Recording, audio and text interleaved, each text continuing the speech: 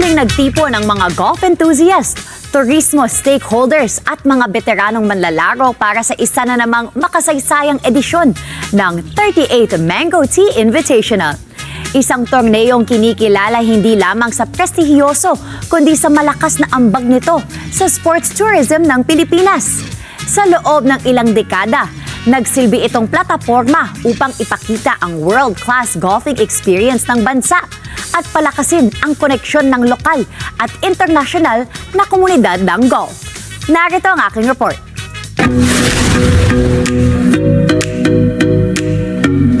Matagumpay na naisagawa sa Alabang Country Club ang 38th Mango Tea Invitational Golf Tournament. Isa sa pinakamatagal at pinakaprestihiyosong golf invitational sa Pilipinas. Kilala ang torneo sa matatag na tradisyon sa golf at sa pagpapasigla ng sports tourism sa bansa. Sinimula ng Mango Tea noong January 29, 2026 sa pamamagitan ng ceremonial tee-off kung saan nagtipon ang mga manlalaro, opisyal ng turismo at mga bisita upang batiin ang bagong edisyon ng torneo. Nagbigay ng suporta ang Department of Tourism bilang bahagi ng kanilang advokasya na paunlarin ang golf bilang high-value segment ng sports tourism sa Pilipinas.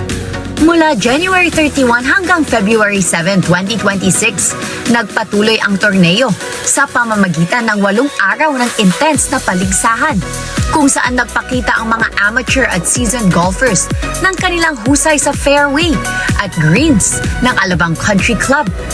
Bukod sa kompetisyon, tampok ang kasiyahan, pakikipagkaibigan at sportsmanship sa bawat kalahok na nagdagdag kulay at enerhiya sa buong event. As you can see, the format is a member guest.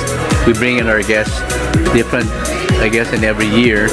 So we introduce Alabang Country Club, and it's aside from the golf course, its facilities, introducing our directors, the management, the golf team, and it's becoming really a talk of the town since I've been joining it years ago.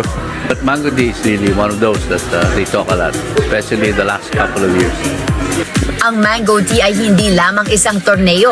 Ito rin ay plataporma para sa turismo, negosyo at pagpapakilala ng Pilipinas bilang pangunahing golf destination. Ang suporta ng Department of Tourism ay nagbigay daan sa mga curated golfing experiences at naghikayat ng lokal at international na bisita, habang nagbubukas din ng oportunidad para sa investment, partnerships at paglago ng hospitality industry sa sports tourism.